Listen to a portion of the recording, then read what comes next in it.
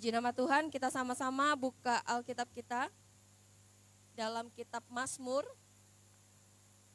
Mazmur 92. Mazmur 92 ayat 13 sampai yang ke-15. Mazmur 92 ayat 13 sampai yang ke-15. Kalau di Alkitab elektronik itu ayat 12. Kalau di Alkitab biasa itu ayat 13.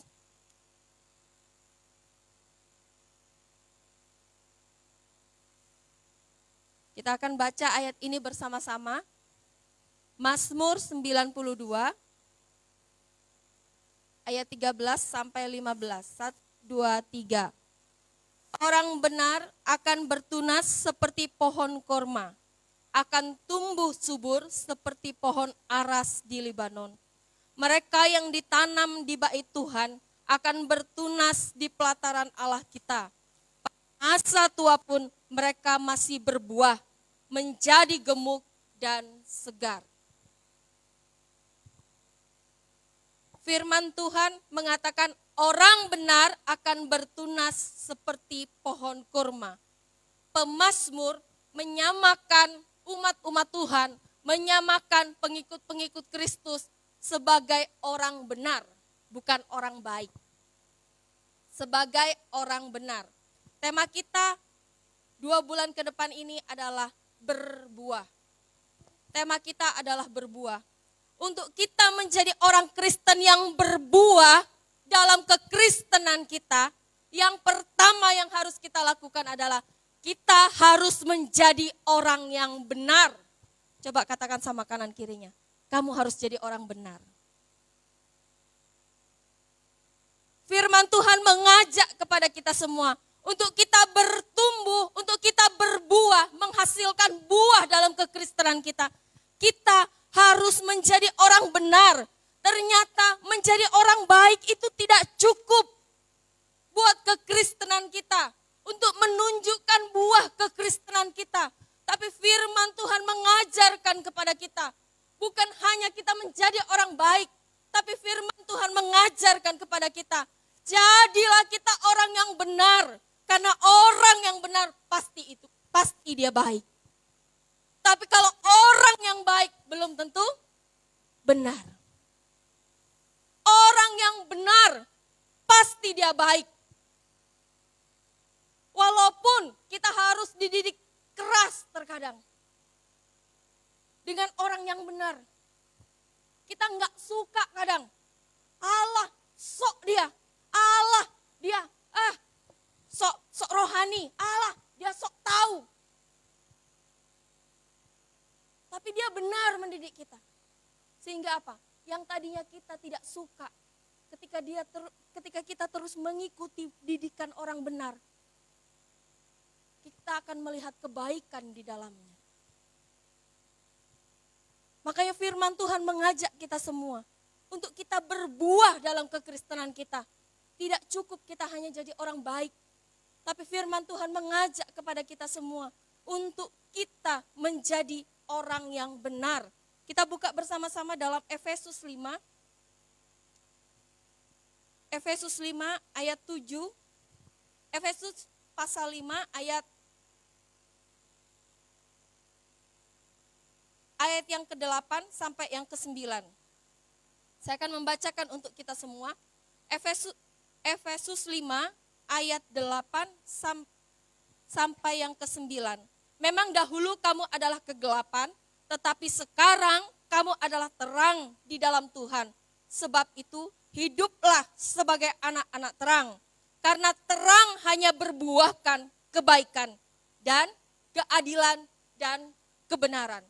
Firman Tuhan mengatakan, dulu kamu adalah anak kegelapan, tapi sekarang ketika kamu sudah menerima Yesus Kristus dalam hidupmu, kamu bukan lagi anak gelap, tapi kamu adalah anak-anak yang terang. Karena terang Kristus menerangi kehidupanmu. Karena terang Kristus menyinari hidupmu.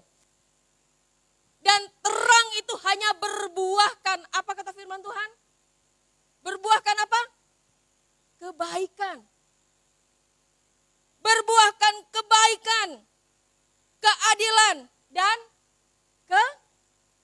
kebenaran. Terang itu hanya berbuahkan kebaikan, keadilan, dan kebenaran. Firman Tuhan tidak cukup sampai mengatakan bahwa terang itu hanya berbuahkan kebaikan. Tapi di situ ada kata keadilan dan kebenaran. Kita sebagai orang Kristen harus berjuang untuk hidup benar di hadapan Tuhan. Karena hanya dengan kita hidup benar, kita akan menerima keselamatan daripada Tuhan. Karena hanya dengan hidup benar, kita akan menunjukkan kepada dunia bahwa Yesus, Allah yang kita sembah, adalah Allah yang benar, adalah Allah yang hidup, adalah Allah di atas segala Allah. Kebaikan kita tidak cukup menunjukkan kepada dunia siapa Allah yang kita sembah.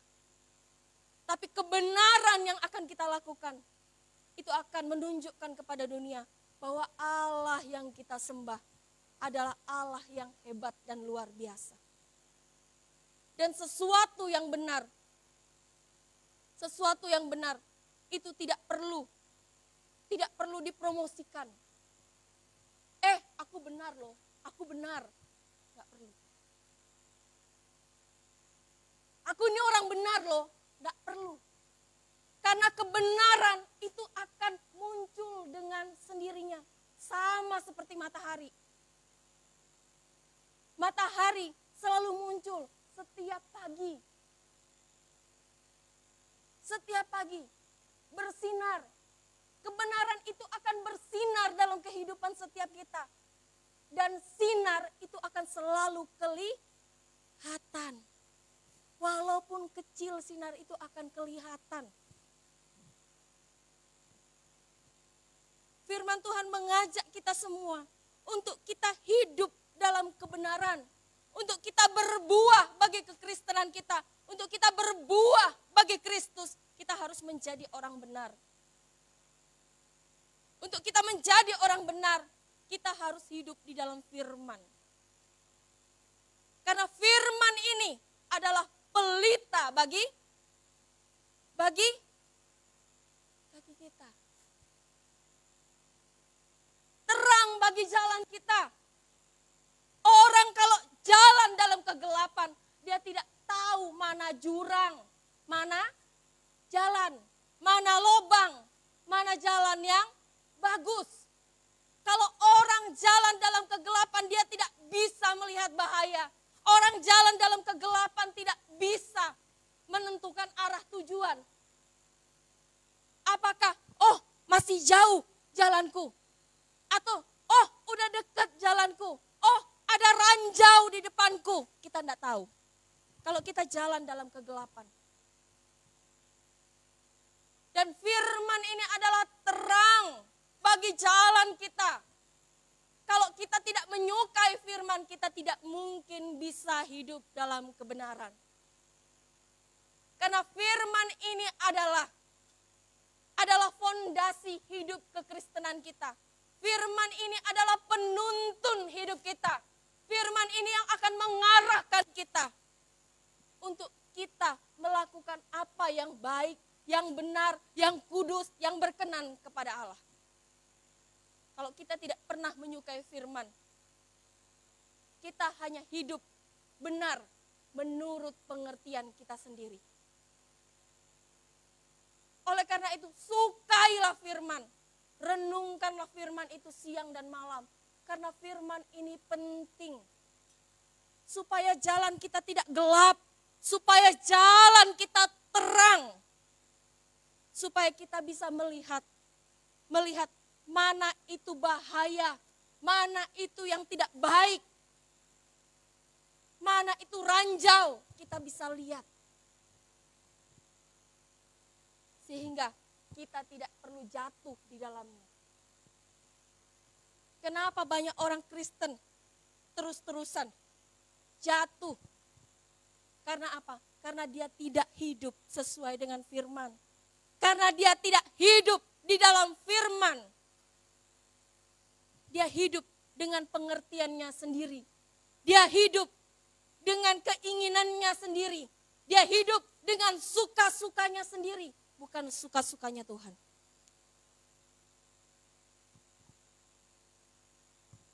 Firman Tuhan mengajak kepada kita semua untuk kita berbuah bagi Kristus. Kita harus menjadi orang yang benar. Tanpa kita menjadi orang benar, kita tidak akan pernah bisa menjadi berkat buat orang lain. Ketika kita menjadi orang benar, kehidupan kita akan dilihat, akan disorot oleh banyak orang. Karena apa? Karena kita ini adalah terang. Saya tadi katakan, terang itu walaupun kecil akan jadi sorotan dimanapun. Begitu juga dengan kekristenan. Walaupun kita minoritas, tapi kita ini adalah anak-anak terang. Jadi dimanapun kita berada, kita pasti jadi sorotan. Kita pasti jadi sorotan. Kita akan dilihat orang, oh itu tuh ada terang. Semua orang mencari terang. Jarang orang yang suka sama kegelapan. Orang yang suka sama kegelapan itu biasanya kalau enggak vampir, dia orang yang frustasi.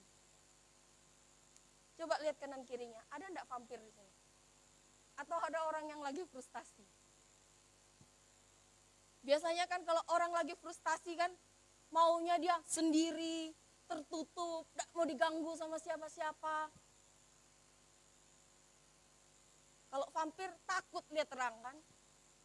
Apalagi kena matahari, takut dia, takut terbakar.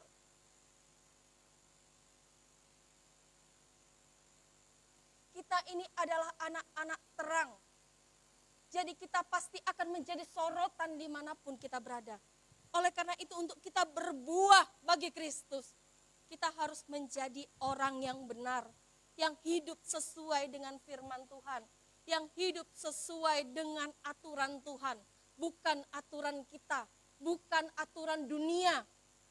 Karena hidup kita sudah ditebus oleh Kristus. Kita bukan lagi milik dunia, tapi kita adalah milik Kristus. Jadi kita harus hidup sesuai dengan aturan Kristus. Sama seperti seorang anak, ketika dia diangkat anak oleh presiden, tadinya dia hanya anak tukang becak. Tapi dia diangkat anak oleh presiden. Maka dia harus mengikuti aturan siapa? Aturan bapak tukang becak atau bapak presiden? Aturan siapa? Aturan bapak presiden. Karena bapak presiden yang sudah mengangkat dia menjadi anak. Dan dia tinggal bersama-sama bapak presiden. Dia harus mengikuti aturan bapak presiden. Bagaimana cara hidup bapak presiden? Kalau mungkin dulu waktu masih jadi anak tukang becak, dia ngomong sembarangan, dia pakai baju sembarangan, dia mandi enggak masalah. Ketika jadi anak bapak presiden, apakah bisa seterusnya dia seperti itu? Tidak, gak mungkin. Jadi anak bapak presiden harus penampilannya rapi, bersih.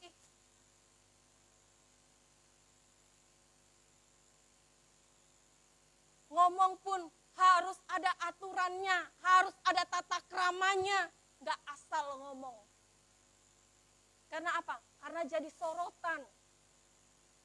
Bapak Presiden nomor 1 di Indonesia. Anaknya pasti akan selalu jadi sorotan, begitu juga dengan hidup kita. Dulu engkau boleh hidup dalam dosa. Tapi ketika engkau menerima Yesus Kristus dalam hidupmu, engkau harus meninggalkan dosa. Dan hiduplah dalam kebenaran. Karena kebenaran itu yang akan membuahkan sesuatu yang baik, yang bisa dinikmati oleh banyak orang. Kita kembali ke pemazmur, Mazmur 92 ayat 13-15 tadi. Di situ dikatakan, orang benar akan bertunas seperti pohon korma, akan tumbuh subur seperti pohon aras di Libanon. Firman Tuhan menyamakan orang benar sama seperti pohon korma dan sama seperti pohon aras di Libanon. Kenapa kok firman Tuhan, pemazmur menyamakan orang benar itu sama seperti pohon korma? Kenapa kok bukan sama seperti pohon petik? Atau sama seperti pohon jengkol? Atau sama seperti pohon-pohon yang lainnya? Kenapa kok harus pohon korma? Kenapa kok harus pohon aras di Lebanon? Karena pohon korma ini merupakan salah satu pohon yang langka, pohon yang istimewa. Itu artinya setiap orang benar, orang Kristen yang hidup dalam kebenaran adalah orang yang istimewa. Amin. Pohon kurma ini adalah pohon yang istimewa, pohon yang langka. Kenapa dia termasuk pohon yang langka? Karena dia bisa tumbuh di padang pasir. Dia bisa tumbuh di padang pasir. Dan dia merupakan tanaman yang memiliki akar yang kuat. Karena apa? Karena pohon korma ini ketika dia tumbuh, dia akan tumbuh dulu ke bawah. Akarnya dulu sampai ke bawah.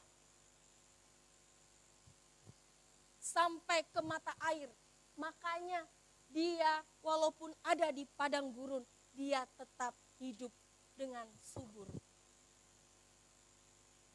Pohon korma ini adalah pohon yang bisa tumbuh di padang pasir. Padang pasir itu tanah yang gersang, tanah yang kering, tanah yang tidak ada kehidupan menurut kacamata manusia. Begitulah kehidupan anak-anak Tuhan.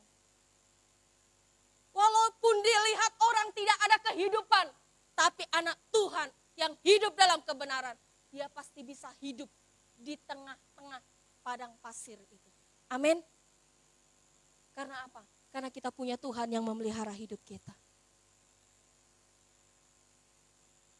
Orang bilang itu tanah tidak subur, orang bilang itu tempat tidak baik. Tapi engkau anak Tuhan yang hidup dalam kebenaran. Ketika engkau tinggal di situ, engkau akan berbuah, engkau akan menghasilkan, engkau akan menjadi berkat. Itulah kehidupan anak-anak Tuhan yang Tuhan inginkan dalam kehidupan kita. Sama seperti Abraham. Ketika Abraham berpisah dengan Lot. Abraham walaupun dia lebih tua, dia tidak memilih tanah yang subur duluan. Tapi dia suruh Lot, Lot, kamu mau pilih, kamu mau kemana? Kamu mau ke sana atau ke sini? Kalau kamu ke sana, aku yang ke sini. Manusia semua maunya itu yang enak. Manusia itu maunya semua itu serba yang berbau berkat. Begitu juga Lot. Ketika Lot disuruh memilih, dia memilih tanah yang subur, yang banyak mata airnya, yang tanahnya sangat subur. Begitu ditanamin, tanamannya itu langsung tumbuh. Jadi Abraham dapat tanah yang gersang, yang kering, yang susah mata air. Namun apa? Kehidupan Abraham di tanah yang gersang, di tanah yang kering, dia bisa menghasilkan dengan berlipat-lipat ganda. Itulah orang Kristen yang hidup dalam kebenaran. Orang Kristen yang hidup dalam kebenaran.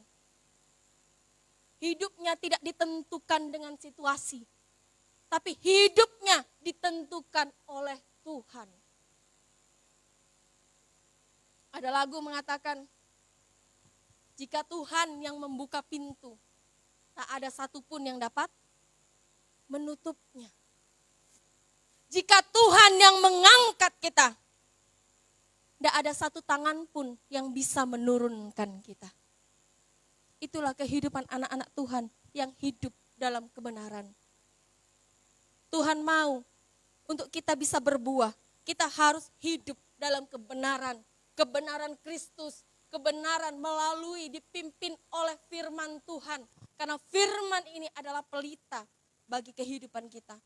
Tanpa kita merenungkan firman, kita tidak akan pernah tahu mana yang benar, mana yang baik, mana yang berkenan di hadapan Tuhan, mana yang menyenangkan hati Tuhan.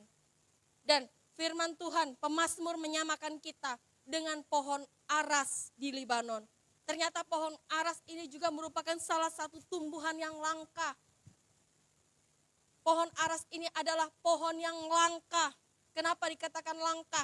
Karena pohon aras adalah pohon yang paling berharga dan megah atau besar. Jadi pohon aras bukan hanya pohon yang paling berharga dan megah, namun pohon aras juga merupakan pohon yang memiliki tinggi sekitar 21 sampai 24 meter. Dan pohon aras ini adalah pohon yang memiliki dahan yang menjulur ke samping dan panjangnya kurang lebih 33 meter. Diameter pohon aras itu sendiri 4 sampai 6 meter. Makanya ketika orang menanam pohon aras, jaraknya itu tidak dekat-dekat. Jaraknya itu 9 sampai 12 meter. 9 sampai 12 meter. Dan firman Tuhan, dan pohon aras itu merupakan pohon yang umurnya ratusan tahun dan terus berbuah. Tidak pernah berhenti berbuah, walaupun dia sudah tua, dia tidak berhenti berbuah. Dan pohon aras adalah pohon yang memiliki kayu yang bebas dari rayap.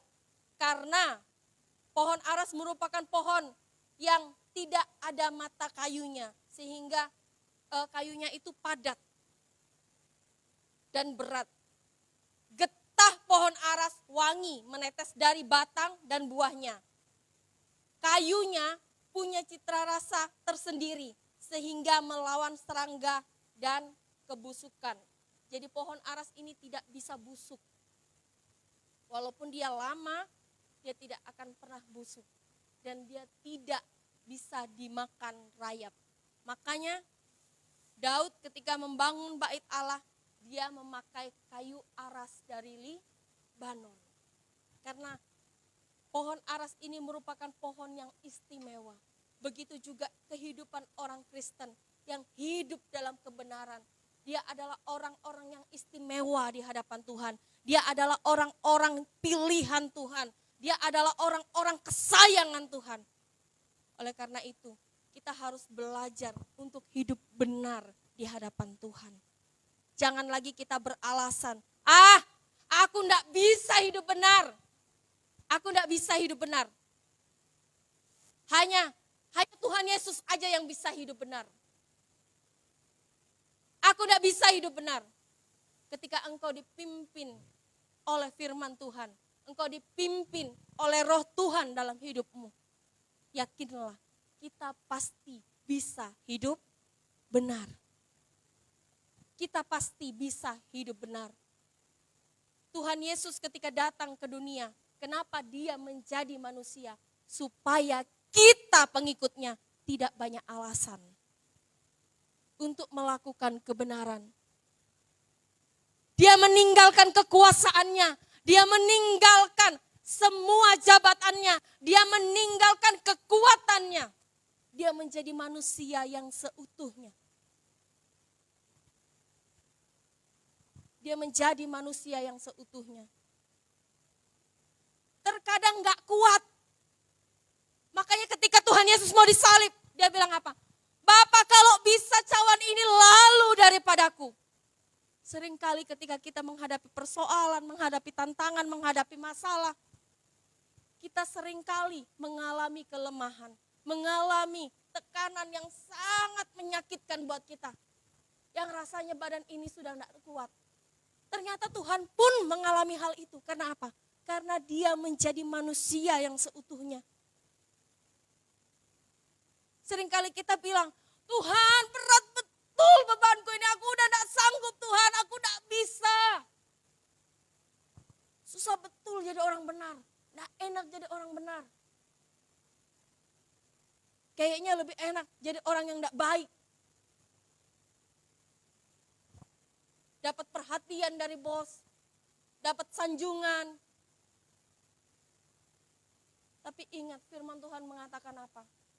Kesuksesan orang fasik, kesuksesan orang yang tidak benar, itu hanya sebentar.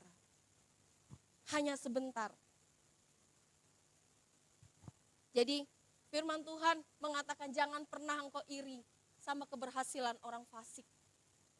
Karena apa? Kesuksesannya cuma sebentar. Tapi kesuksesan orang benar itu akan bertahan sampai selama-lamanya, sampai keturunan berikut-berikutnya. Oleh karena itu, marilah setiap kita, untuk kita bisa berbuah bagi Kristus, kita harus menjadi orang benar di hadapan Tuhan. Menjadi orang benar dan terus hidup dalam kebenaran yang dipimpin oleh firman Tuhan. Bukan dipimpin oleh kekuatan kita, bukan dipimpin oleh kehendak kita, tapi dipimpin oleh firman Tuhan. Amin untuk firman Tuhan.